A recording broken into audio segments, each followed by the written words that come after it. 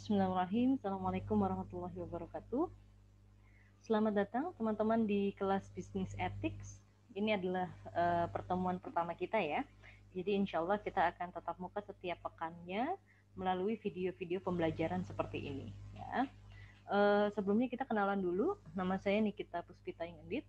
Teman-teman mungkin beberapa di sini sudah pernah ketemu dengan saya sebelumnya ya di mata kuliah lain. Buat teman-teman yang baru pertama kali berinteraksi atau baru pertama kali dapat kelas saya, teman-teman boleh panggil saya dengan sebutan Mbak Pita. Oke, jadi peraturan pertama di kelas saya, teman-teman dilarang menggunakan kata ibu dan sejenisnya. Jadi teman-teman cukup panggil saya Mbak Pita aja. Oke. Sehari-hari saya memang banyak menghabiskan waktu di dunia pendidikan. Saya mengajar di beberapa kampus, salah satunya di Budi Luhur. Saya juga sebagai mentor dari bisnis coaching untuk program di Magister Manajemen University of Indonesia. Jadi mungkin kalau misalkan ini kelasnya offline gitu ya, biasanya saya di Budi Luhur itu satu minggu hanya satu kali, karena kalau di hari-hari lainnya biasanya saya adanya di kampus lain. Nah, tapi karena ini kelasnya online, jadi anytime teman-teman mungkin butuh apa ya, butuh konfirmasi terkait sebuah teori mungkin, atau ada hal-hal yang dirasa kurang jelas, kurang clear penjelasannya, teman-teman feel free boleh japri saya, boleh anytime kontak saya, nanti kita bisa diskusi di sana. Oke. Nah, teman-teman bisa kontak saya lewat mana? Ini jawabannya. Oke. Jadi WhatsApp grup kita sudah ada dan saya juga sudah masuk ke dalam situ. Feel free teman-teman kapanpun mau bertanya terkait mata kuliah kita di sana, mangga silahkan ya.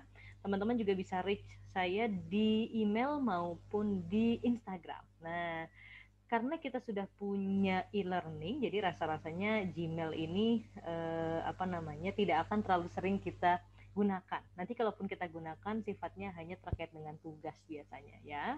Dan yang terakhir, ini biasanya kalau teman-teman yang kelas ekonomi gitu ya, ini biasanya gue wajibkan untuk punya dan harus aktif di media sosial. Salah satunya adalah Instagram. Kenapa? Karena teman-teman mengambil jurusan mata kuliah yang sifatnya ilmu tidak pasti. Apa sih definisi ilmu tidak pasti?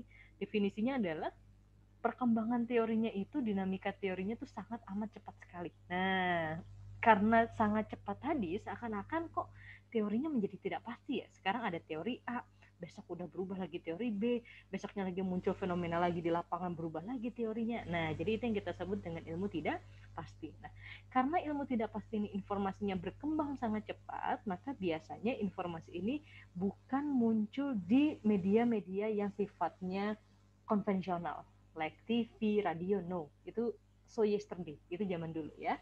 Tapi sekarang informasi-informasi tadi sangat cepat bisa kita dapatkan di mana? Di media sosial tentunya. That's why teman-teman yang backgroundnya kelas ekonomi, kelas manajemen gitu ya, biasanya saya encourage untuk punya dan untuk aktif di media sosial. Nah, tapi karena di sini ada teman-teman dari FTI juga, jadi apa ya, saya coba panas-panasin juga kali ya.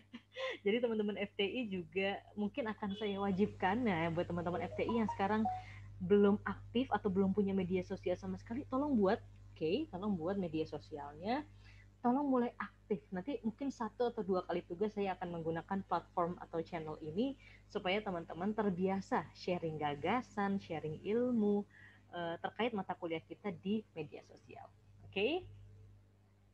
Alright, kalau ini kelasnya offline, biasanya kerjaan gue tuh banyak nanya-nanya biasanya ya. Kenapa? Karena gue pingin mahasiswa-mahasiswa yang saya didik itu punya kebiasaan positif untuk speak up. Oke, banyak orang pintar di Indonesia, tapi sedikit di antara orang-orang pintar itu yang berani speak up. Nah, masalahnya kalau lu pintar tapi lu nggak berani speak up, orang lain nggak akan tahu kalau lu pintar. Kan semuanya masih di otak, masih di kepala, bener ya? Jadi saya harap meskipun ini kelasnya online, meskipun ini nanti sifatnya hanya satu arah karena teman-teman hanya nonton video pembelajaran dari saya, tapi saya akan rumuskan tugas-tugas supaya teman-teman berani untuk speak up di sana. Jadi jangan kaget nanti kalau tugas-tugasnya kok berhubungan sama YouTube ya, kok berhubungan sama Instagram. Nah, itu tidak lain supaya melatih dan membiasakan teman-teman untuk berani speak up, mengungkapkan gagasan-gagasan yang teman-teman punya. Kenapa harus begitu teman-teman? Karena berdasarkan teori higher order thinking level, manusia itu punya 6 tingkatan dalam berpikir. Nah, seperti yang ada di slide ini. Yang paling rendah yang mana? Jelas yang paling kiri ya. Jadi ini bayangin kayak anak tangga, remembering itu di paling bawah dan creating di paling atas. Oke. Masalahnya, pendidikan Indonesia secara umum itu membentuk pola berpikir siswa di tahap yang paling bawah, yaitu yang remembering. Jadi gaya berpikir anak-anak kita, gaya berpikir siswa-siswa di Indonesia biasanya tipenya menghafal. Bener ya, besok ujian, malamnya belajar, ngapalin mati-matian, besok setelah ujian udah lupa lagi. Apalagi pekan depannya ditanya gurunya, apaan tuh? Lupa belajar apa pekan lalu, ya. Dan bukan hanya siswa, mahasiswa juga gitu. Sistem kebut semalam. Yang penting ujian dapat bagus, besoknya udah lupa. Nah, saya tidak mau teman-teman seperti itu. Jadi di sini saya akan tantang teman-teman minimal. Nah, minimal teman-teman naik satu tingkat di mana? Di understanding nantinya. Dengan cara apa itu? Dengan cara tugas-tugas yang diberikan, ya. Jadi dengan teman-teman nanti mungkin menganalisis kasus, ya, bahkan analisis sudah di atasnya understanding tuh, ada di tahapan keempat kan, analyzing. Teman-teman menganalisis kasus dan gak hanya menganalisis, teman-teman nanti saya minta untuk menyampaikan gagasan itu melalui video misal. Nah, ketika teman-teman ingin menyampaikan sesuatu, pasti teman-teman harus understanding dulu dong. Ini gue mau ngomong apa sih? Ini temanya apa sih? Ini hasil analisis gue tentang apa sih? Nah, jadi gue akan minta minimal teman-teman ada di posisi understanding supaya at least lu paham dengan apa yang lu ucapkan, dengan gagasan apa yang ingin teman-teman sampaikan. Oke, tapi sekarang relax dulu, kita nggak akan ngebahas tugas nanti baru akan muncul sejak pekan kedua. Jadi di pekan pertama ini relax dulu, santai dulu, kita belajar basic dari business ethics ini tersendiri ya. Alright, welcome to Google University teman-teman. Jadi universitas terbaik di dunia bukan lagi Harvard, bukan lagi apa sekarang tuh Durham gitu ya, bukan lagi Oxford, apalagi Budi Luhur, bukan. Tapi Google University. Semua hal yang ingin teman-teman dapatkan bisa lu temukan di sana. Tapi kembali, tidak selamanya hal-hal yang ada di Google University itu benar. Betul ya? Mungkin banyak benarnya, tapi ada juga yang orang-orang asal posting, salah dalam pemahaman, dan lain sebagainya. Jadi, silakan teman-teman mencari referensi sebanyak-banyaknya dari Google University. Nanti kelas kita itu akan menjadi ajang untuk diskusi mana yang sekiranya tepat, mana yang kurang tepat. Nanti itu akan kita diskusikan ketika kita kuliah seperti ini. Oke. Okay? Alright, saya akan masuk ke bahasan pertama pada hari ini teman-teman. Kita akan belajar tentang basic-basic atau dasar dari bisnis ethics ya. Sebelum kita mulai, pertanyaan paling dasar yang harus kita jawab adalah kenapa sih kita harus belajar bisnis ethics? Emang ini penting ya? Buat apaan sih? Nah, kira-kira gitu. Ini pertanyaannya. Kenapa? Why you should learn business ethics? Nah, for your information, mungkin juga teman-teman pernah dengar ya, ada determinasi tentang VUCA. Nah, jadi katanya sekarang ini tidak hanya Indonesia, tapi seluruh dunia lagi menghadapi era VUCA namanya. Buat teman-teman yang belum tahu apa itu VUCA, abis ini bisa langsung googling, bisa langsung cari di YouTube. VUCA, apa sih itu? Akronim dari Volatility, Uncertainty, Complex, dan Ambiguity. Jadi katanya dunia kita, apalagi dunia bisnis di era sekarang, itu benar-benar luar biasa. Benar-benar banyak perubahan-perubahan yang sifatnya kompleks gitu. Nah, volatility itu apa? Dinamikanya sangat cepat. Uncertainty itu apa? Perubahan-perubahan tadi tuh, dinamika-dinamika tadi tidak bisa kita prediksi. Kompleks itu apa? Kompleks itu jadi permasalahan zaman now, zaman sekarang itu dirasa jauh lebih kompleks dibandingkan permasalahan-permasalahan yang dihadapi mungkin satu dekade ke belakang atau beberapa tahun ke belakang. Jadi semakin ke sini penyakitnya makin kompleks, permasalahan di lapangan makin kompleks, penyakit psikologis orang-orang makin kompleks, perilaku orang-orang makin kompleks, pokoknya all about complex. Oke. Okay? Dan yang terakhir ambiguity. Itu apa? Ambigu. Kok kayaknya setiap hal yang kita lakukan, setiap strategi yang kita lakukan kayak ngambang ya, kayak nggak ada kejelasan gitu, ini berhasil apa enggak, segala macam. Nah, Salah satu efek atau penyebab terjadinya VUCA di zaman ini adalah apa teman-teman? Yang jelas itu adalah internet. Yang jelas itu berhubungan dengan apa? Sosial media. Sosial media itu salah satu bentuk VUCA yang dihadapi dalam dunia saat ini. Ya, nah apa hubungannya VUCA dengan business ethics? Dengan hadirnya sosial media, dengan hadirnya internet, maka seakan-akan dunia bisnis itu menjadi semakin dekat dengan stakeholdernya, khususnya dengan siapa? Dengan konsumen. Kalau dulu kita sebagai konsumen pengen tahu tentang produsennya segala macam, kayaknya jauh banget gitu ya. Sekarang orang tinggal buka Instagram, tinggal cari hashtag, cari tahu siapa sih ini yang buat. Oh, si Anu. Si Anu ini siapa sih? Tinggal klik profilnya, ketahuan tuh semuanya. Kebayang ya? Jadi sekarang dengan adanya VUCA, dengan adanya perkembangan teknologi, quote and quote bisnis kita itu semakin mudah dimata-matai. Nah, semakin mudah dievaluasi, semakin mudah dijudging oleh banyak orang. Dan gak hanya konsumen loh, kompetitor pun akan mulai ikut memata-matai. Kompetitor pun juga akan mulai judging. Nah, jadi ini yang harus kita pahami, karena kita semakin transparan, kita semakin mudah ditemukan, kita semakin mudah quote and quote dievaluasi oleh banyak mata, maka ethics atau etika menjadi hal yang sangat penting untuk bisa dilakukan atau bisa di apa ya, diimplementasi, dijadikan budaya oleh organisasi bisnis yang kita jalankan. That's why ini menjadi hal yang sangat penting untuk teman-teman pelajari pada hari ini, gitu ya. Alright, jadi for your information, bisnis itu punya beberapa sudut pandang. Nanti kita akan belajar. Yang pertama ini kita akan mulai dari sudut pandang ekonomi. Jadi berdasarkan sudut pandang ekonomi, bisnis yang baik itu bisnis apa? Gampang. Kalau kata orang ekonomi nih, bisnis selama dia menghasilkan profit, apalagi profitnya maksimal, udah pasti tuh bisnis oke deh. Udah pasti tuh bisnis bagus deh. Kalau cuannya oke, pasti bisnisnya oke, gitu ya. Seakan-akan seperti itu. Nah, tapi zaman sekarang kita mulai sedikit, bukan berubah ya, sedikit beradaptasi. Jadi jangan lupa bahwa di sini bisnis itu juga punya namanya social circle. Nah, jadi social circle di sini gimana? Sama tuh kayak tadi, dengan adanya sosial media kita punya social circle. Jadi bisnis berlangsung sebagai komunikasi sosial, ya, yang tidak hanya menguntungkan kita sebagai produsen, tapi juga harus menguntungkan para pihak yang melibatkan diri. Jadi profit di sini bukan ngomongin sebatas cuan, dan cuannya bukan sebatas hanya untuk produsen, tapi buat semua stakeholder yang melibatkan diri. Bisa jadi konsumen, bisa jadi supplier, bisa jadi pemerintah maybe. Yang penting bisnis itu sebagai social circle.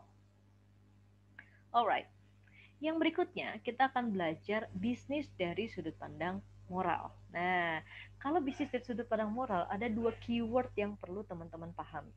Ada yang kita sebut dengan proper, yang satu lagi tinggal ditambahin S, prosper. Oke, ada proper, ada prosper. Apa bedanya? Kalau mau gampang sih gue akan mulai dari prosper kali ya. Jadi kalau lu ingat, ada satu fast food di Indonesia yang setiap bulan tertentu, yaitu di bulan Januari atau Februari, dia pasti ngeluarin yang namanya Burger Prosperity. Nah, ada yang ingat? Ada yang ingat kira-kira itu fast food apa? Burger Prosperity namanya. Oke, 3, 2, 1, ada yang mulai kebayang? Oke, jadi siapa sih fast food yang menghadirkan Burger Prosperity di bulan-bulan, let's say Januari atau Februari? Itu adalah McDonald's, teman-teman. Jadi McDonald's itu selalu melaunching produk tersebut hanya di bulan-bulan yang mendekati Imlek. That's why hadirnya di Januari or Februari, either dua bulan tersebut. Okay? Kenapa? Karena prosper itu sama kayak prosperity. Artinya apa sih? Artinya adalah kesejahteraan. Nah, Imlek itu kan menurut kepercayaan masyarakat setempat gitu ya, atau budaya setempat, itu kan bulan berkah bagi mereka kan. Jadi ini prosper itu artinya adalah keberkahan, kesejahteraan. Nah, kalau misalkan di organisasi, prosperity itu dianggap berarti kesejahteraan, berarti profit, berarti cuan. Buat siapa? Buat seluruh stakeholder. That's prosperity. Kalau proper itu artinya tepat. Tepat guna, tepat sasaran, caranya tepat. Pokoknya dia tepat. That's proper. Jadi ini yang kita sebut dengan etika. Cara kita berbisnis harus tepat, cara kita menyampaikan komunikasi harus tepat, cara kita mengambil keuntungan pun harus dengan cara-cara yang tepat. Jadi di sudut pandang moral ini, bisnis dianggap sebagai lu nggak boleh hanya cuma memberikan kesejahteraan kepada stakeholder perusahaan, tapi dalam mencari kesejahteraan ini pun caranya harus proper. Dalam mencari prosperity pun caranya harus proper, harus mementingkan etika-etika yang ada di luar sana. That's kita belajar bisnis ethics. Oke? Okay? Yang terakhir, belum ada, sorry, ada satu slide lagi tentang ini. Jadi kalau misalkan proper dan prosper ini di lapangan, itu diterjemahkan sebagai apa? Nah, kalau teman-teman tahu, ada yang kita sebut dengan GCG, Good Corporate Governance. Di sini akan menjadi guide, akan menjadi panduan bagaimana sih sebuah perusahaan itu bertindak laku, menjalin relasi dengan berbagai stakeholder perusahaan lainnya, gitu ya. Buat yang belum tahu GCG itu apa, habis ini langsung googling, langsung YouTube Good Corporate Governance itu apa sih sebenarnya, gitu ya. Nanti ada jawabannya di situ. Alright, yang terakhir kita akan belajar tentang sudut pandang hukum terkait bisnis. Namanya juga hukum ya, law. Nah, jadi bisnis yang baik simple. Selama lu taat hukum, selama lu patuh pada hukum, selama lu obey the law, maka lu akan menjadi good business. You will become a good business ya. Jadi intinya teman-teman taat pada hukum, maka bisnis itu menjadi baik. As simple as that. Oke. Okay? Nah, dari tadi kita ngomongin tentang etika. Mau etika hukum, mau etika sehari-hari, mau etika proper untuk mencapai prosperity. Nah, sebenarnya etika sendiri itu ada 3 pandangan juga, teman-teman. Ada pandangan dari Yunani, filsafat moral, dan juga Nietzsche. Oke, saya mulai dulu dari yang pertama, dari Yunani. Etika itu apa sih? Kata dasarnya adalah ethos, bahasa Yunani itu. Arti dari etos itu apa? Kebiasaan atau adat istiadat. Jadi etika kalau kita rangkum dalam sebuah kalimat gitu ya. Etika berkaitan dengan nilai, tata cara hidup yang baik, aturan hidup yang baik, dan segala kebiasaan yang dianut dan diwariskan satu generasi ke generasi yang lain. Nah, kalau ini kita rangkum lagi ke dalam highlight atau misalkan ke dalam keyword, maka biasanya kita bilang ini adalah key success factor, KSF. Jadi pola pikirnya gini, dari sekian aturan hidup yang ada, dari sekian nilai-nilai yang ada di masyarakat gitu ya, kenapa sih harus nilai ini yang kita anut, kenapa sih harus nilai ini yang kita wariskan dari satu generasi ke generasi yang lain? Karena orang-orang dulu menganggap bahwa nilai yang ini, aturan hidup yang ini menjadi key success factor. Kalau lu bisa ngelakuin aturan ini, lu implementasikan dalam hidup, insya Allah hidup lu sukses, kira-kira gitu.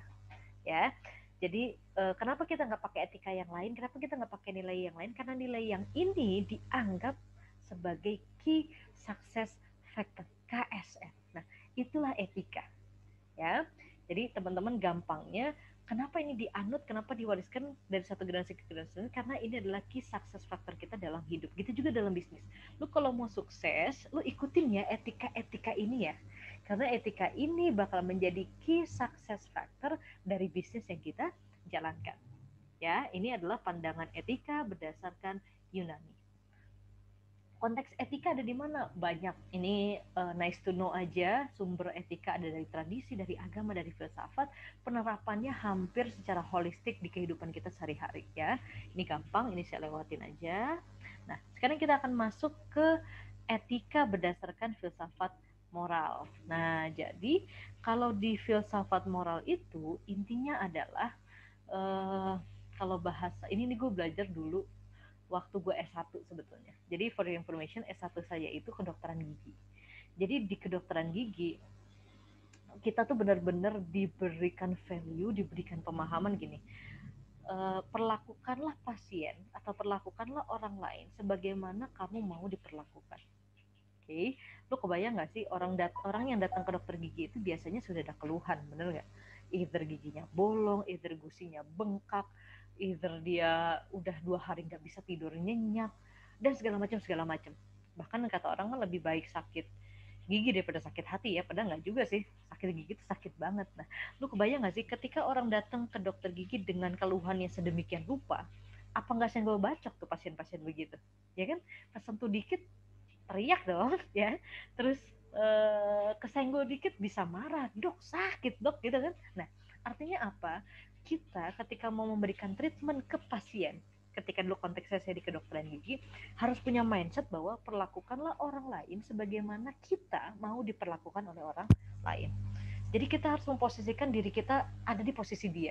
Oh, kalau kondisi pasien seperti ini lagi sensitif banget nih, dengar suara bor dikit aja bisa pusing dia. Gimana caranya kita cari solusinya? Oh, dengan kondisi pasien kayak gini, kesenggol alat dikit aja tuh yang bengkak, waduh bisa jerit-jerit dia. Gimana cara cari solusinya? Nah, dengan cara seperti itu, akhirnya kita akan beretika dalam mentreat seseorang. That's yang kita sebut dengan filsafat moral. Oke. Okay. Yang terakhir, etika berdasarkan needs. Nah, needs ini dibilang gini, intinya kita punya, ada yang disebut dengan moralitas tuan, ada yang disebut dengan moralitas hamba. Nanti kita akan belajar tuh bedanya moralitas tuan dan moralitas hamba itu apa. Tapi intinya Nietzsche ini bilang etika itu menghimbau kita agar kita itu punya moralitas tuan loh. Jangan sampai kita punya moralitas yang hamba.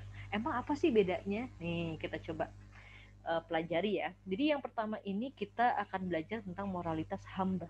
Nah, pertama moralitas hamba ini kita sebut dengan moralitas kawanan. Kebayang nggak sih lu, kawanan tuh orang itu dia nggak berani kalau sendirian, beraninya tuh kalau bareng-bareng doang tuh, itu namanya moralitas kawanan. Moralitas orang kecil, orang lemah, yang gue nggak mampu bangkit, nggak mampu menentukan hidupnya sendiri, tapi kalau gue berkelompok gue seakan-akan punya power. That's moralitas kawanan. Oke, okay? Orang-orang kayak gini karena dia moralitas orang kecil dan lemah, biasanya karakteristiknya dia menghindari perang dan konflik. Kenapa? Karena dia tahu kalau gue berperang, kalau gue berkonflik, gue nggak akan menang. Kan gue kecil, kan gue lemah. Nah, kayak gitu tuh. Nah, jadi ketakutan mereka terhadap konflik itu yang akan pada akhirnya membangun moralitas diri mereka sendiri. Tapi lu kebayang ya, kalau seseorang tumbuh dengan ketakutan, apa yang terjadi? Anxiety ya, kecemasan berlebih ya, dan jadinya nggak mau berani menghadapi hal-hal baru gitu, dikit-dikit pesimis. Karena itulah maka etika ini, Nietzsche ini belajar kita tidak boleh memiliki moralitas yang hamba. Harusnya yang kayak gimana? Yang berikutnya, moralitas tuan. Moralitas kita dibangun berdasarkan semangat afirmatif. Jadi kita tuh punya afirmasi, kita berdialog ke diri kita sendiri, ngomongin hal-hal yang positif. Gue bisa, gue mampu, gue pembelajar yang baik, gue pembelajar yang cepat, gue siap menerima tantangan. That's afirmatif. Oke, okay? Terus kita di sini juga belajar bahwa moralitas itu nggak selamanya harus sama, nggak selamanya harus seragam.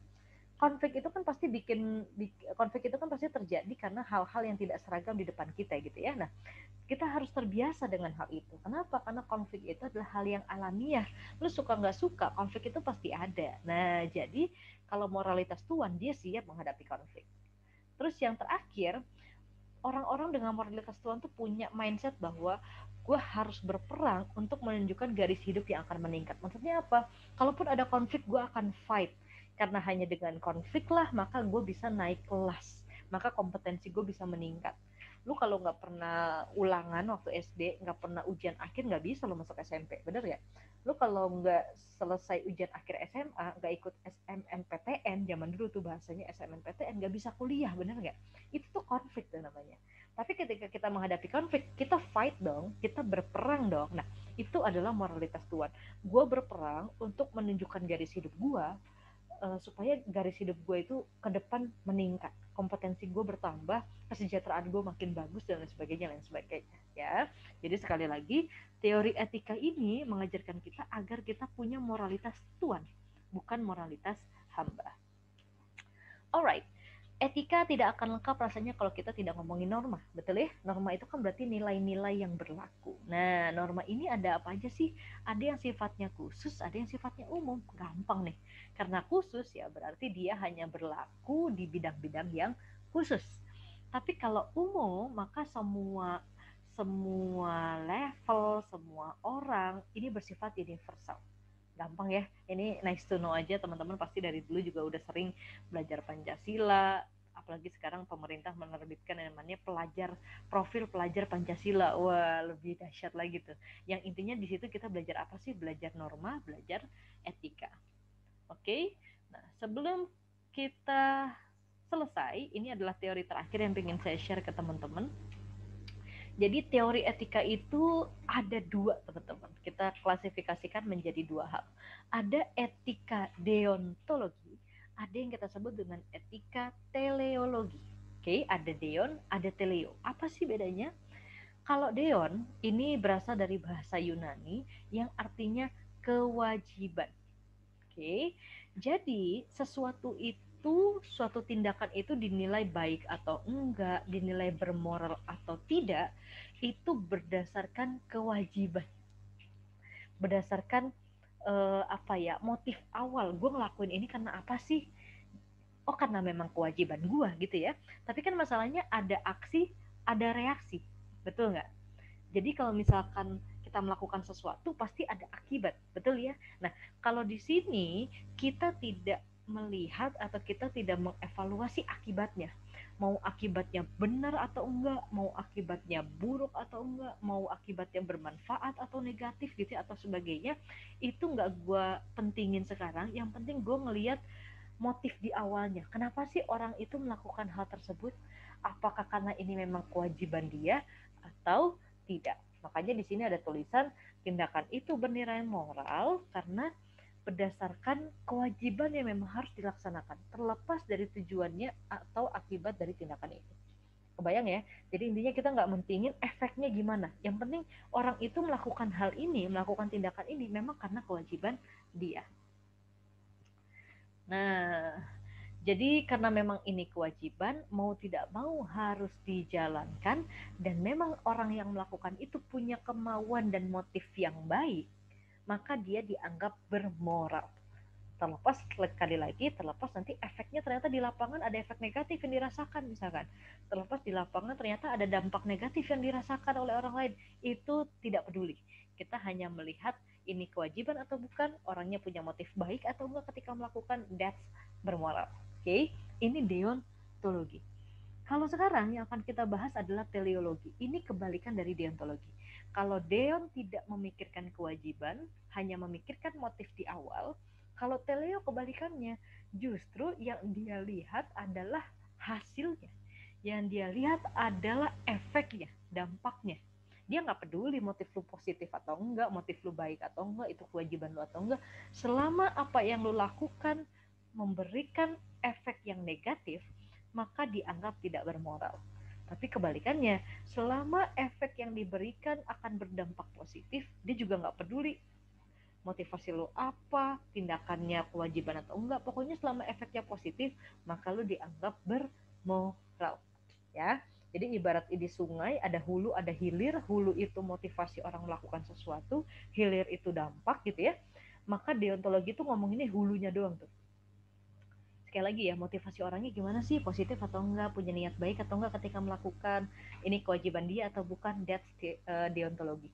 Kalau teleo kita ngomonginnya hilir, ini orang melakukan hal seperti ini, efeknya apa ya, dampaknya apa ya, bodoh amat hulunya kayak apa gitu ya.